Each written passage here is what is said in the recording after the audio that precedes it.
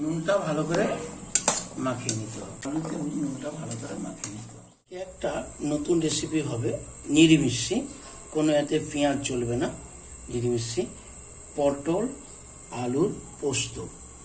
এখানে আমি পটলগুলো সাদা করে ছাড়িয়ে কুচি নিয়েছি, এখানে আলু কুচি নিয়েছি, একটু টমেটো আছে এবং টমেটো সস আছে, আর এইটা কাজু আর পোস্ত কাঁচা লঙ্কা দিয়ে বাটা আছে।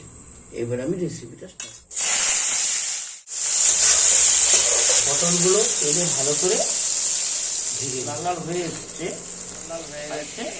এবার এটা আমি তুলে নেব, তুলে নিয়ে সেই আলুগুলো আবার ভাজি।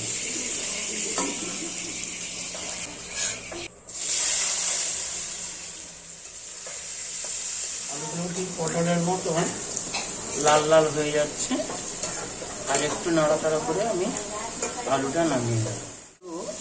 এবার লাল লাল হয়ে গেছে, এই তেলেতেই আমি এবার টমেটো দিয়ে দেবো। ভাজা ভাজা হয়ে গেছে, আমি এতে কাজু পোস্ত বাটা কাঁচা লঙ্কা বাটা দিয়ে দিলাম, টমেটো সসটা দিয়ে দিলাম, মতো আমি নুন দিয়ে দিলাম। এইবারে আলু পোস্ত ভাজাগুলো আমি দিই।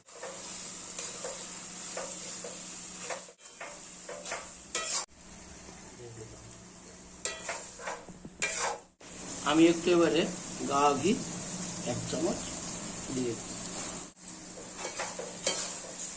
আলুটা সেদ্ধ হওয়ার জন্য